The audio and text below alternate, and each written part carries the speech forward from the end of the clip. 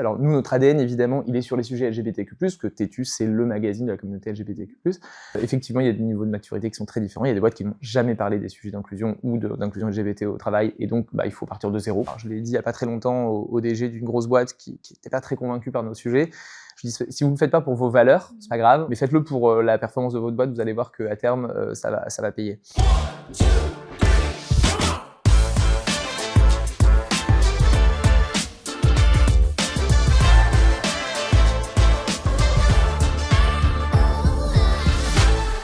Bonjour Loïc.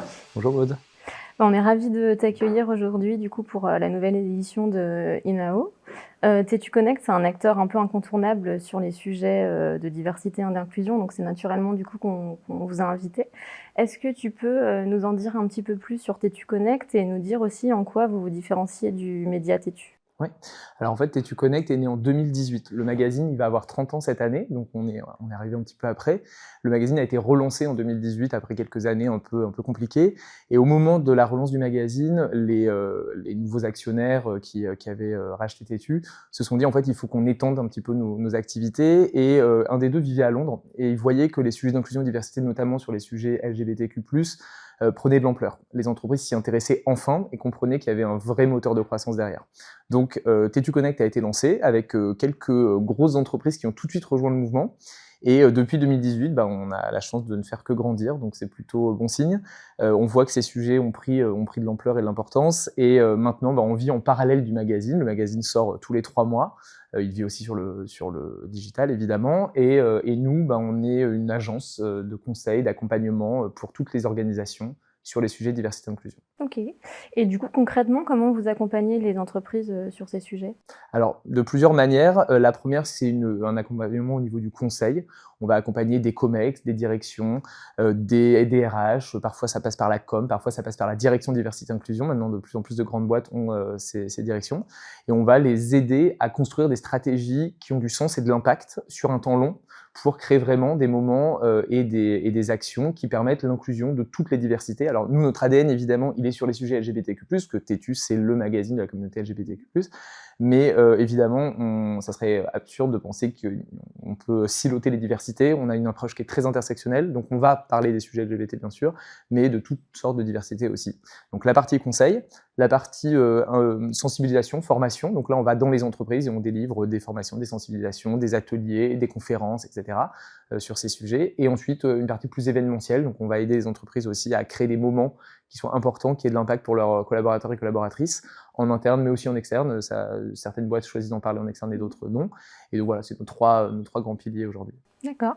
Et est-ce que tu as en tête un exemple récent, par exemple, qui est particulièrement marquant que tu pourrais nous partager? Alors j'en ai beaucoup parce qu'on a la chance d'avoir aujourd'hui, on travaille avec une quarantaine d'entreprises. Faut savoir que c'est une adhésion annuelle en fait. On travaille sur le temps long parce que nous, le one shot, alors on en fait, ça arrive, mais on pense que ces sujets, il faut les traiter en profondeur et sur un temps long, parce que c'est pas en faisant une fête pour le mois des fiertés que vous allez changer radicalement votre entreprise.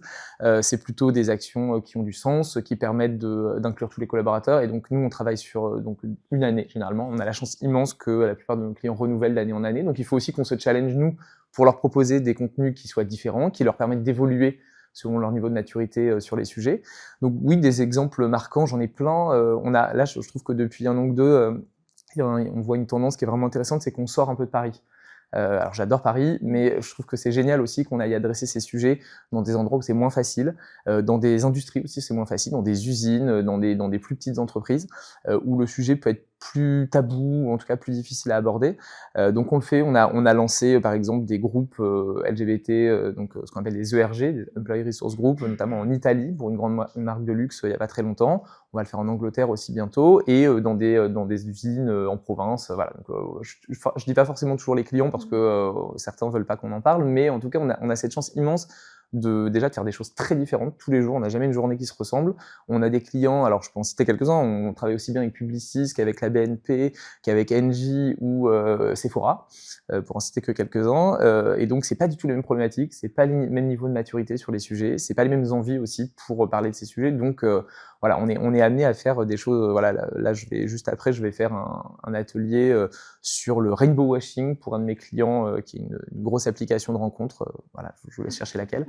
Voilà, on va adresser ces sujets parce que c'est un truc qui les concerne au quotidien. Essayer de traiter ces sujets de la meilleure manière, voilà, et aussi bien, on va faire des ateliers hyper RH avec une entreprise de l'industrie qui fabrique des masques à oxygène pour les avions. Donc tu vois, on fait vraiment des choses très très Et variées. justement, comment vous faites pour vous adapter un peu à ces réalités différentes? Enfin, tu parlais d'un niveau de maturité différent pour les entreprises. Nous, on le voit évidemment avec tous nos clients. Comment ça se passe? Il y a des points qui sont faits avec eux? Enfin, Ouais. Alors, on échange beaucoup avec nos clients. La première fois qu'on se rencontre, généralement, il y a un vrai diagnostic qui est fait sur ce qu'ils ont déjà fait ou pas. Effectivement, il y a des niveaux de maturité qui sont très différents. Il y a des boîtes qui n'ont jamais parlé des sujets d'inclusion ou d'inclusion LGBT au travail, et donc il faut partir de zéro. Et donc ça, on a des ateliers, des outils vraiment pour ça. Et d'autres qui, au contraire, sont très engagés, qui vont aller sur des sujets qui sont beaucoup plus niches. Je pense aux transidentités, par exemple, qui sont une partie, enfin qui sont un sujet important aujourd'hui dans les sujets LGBT, parce que c'est la partie de la communauté qui est peut-être la plus attaquée, la plus violentée aujourd'hui dans le débat public, et donc il faut l'adresser aussi. Et donc il y a des entreprises qui sont très avancées là-dessus.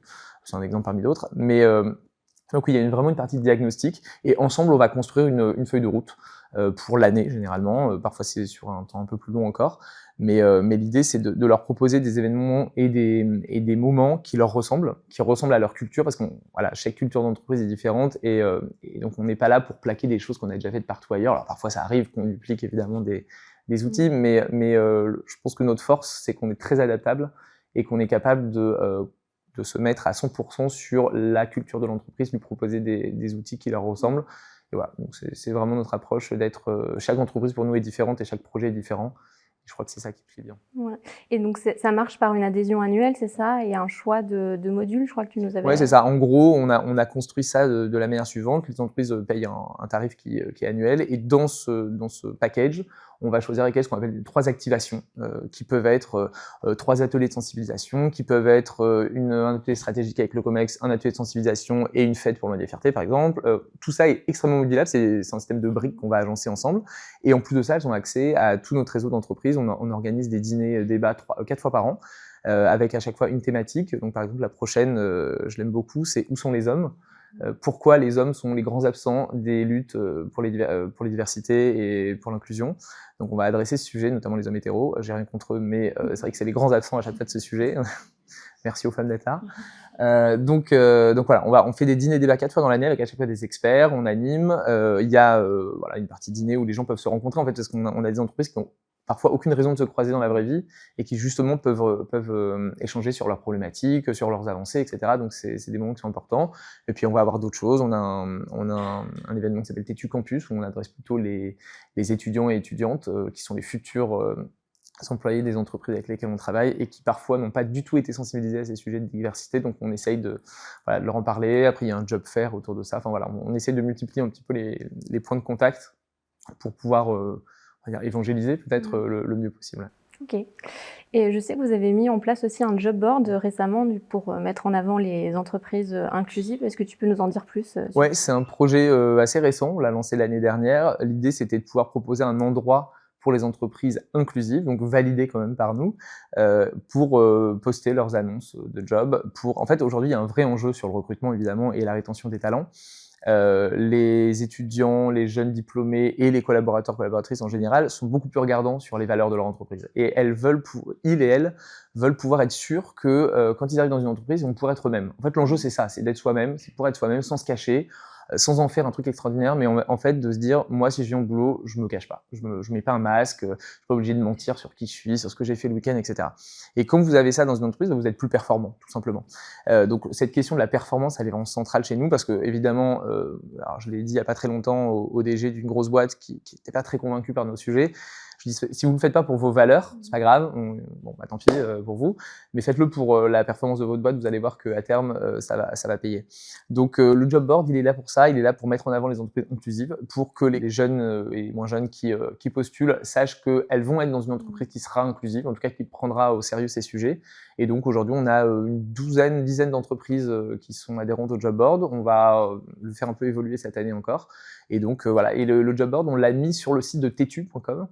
Donc job.tetu.com parce que c'est le site le plus important chez nous. Nous, on a aussi tetuconnect.com qui est notre média spécifiquement dédié au sujet d'inclusion et diversité dans le milieu professionnel, donc qui est animé par une rédactrice en chef en parallèle du magazine Têtu. Et on a aussi une présence dans le magazine Têtu tous les 3 mois avec 4 ou 6 pages dédiées à nos sujets. Donc c'est aussi vraiment, on se sert aussi de la visibilité, de l'ampleur de Têtu aussi pour parler de ces sujets. Et donc oui, le job board en fait partie évidemment.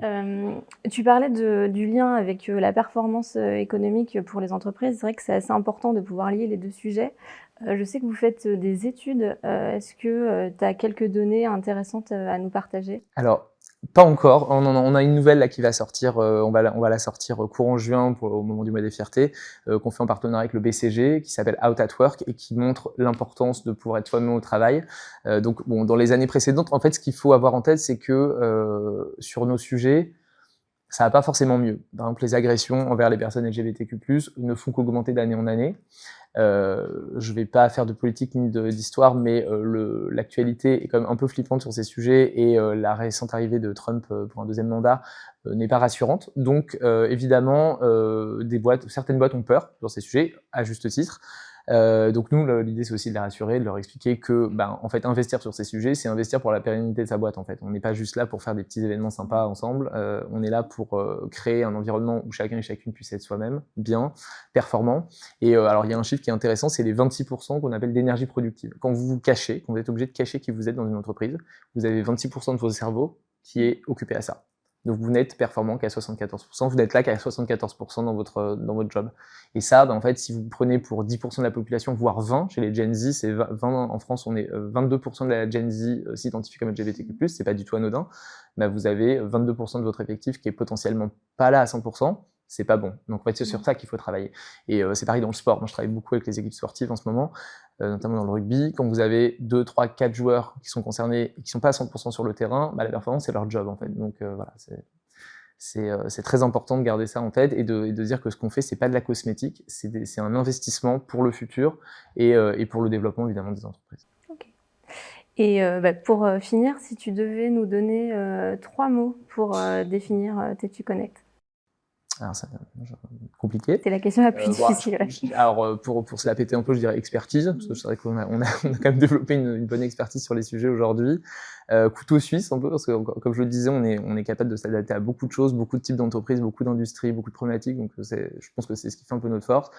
Et allez, un troisième, un peu bisounours peut-être, mais excellence dans l'ambiance. Donc ouais, on a une équipe qui est vraiment très chouette aujourd'hui, qui vient de grandir encore avec une nouvelle recrue de grands talents. Et aujourd'hui, on a construit quelque chose d'assez solide dans un environnement qui n'est pas toujours facile, mais je pense que c'est ce qui plaît aussi, c'est qu'on a créé du lien avec nos clients un peu au-delà de ce qui se fait habituellement, je pense, et ça, c'est très fort. Ok, et écoute, merci beaucoup. Merci beaucoup.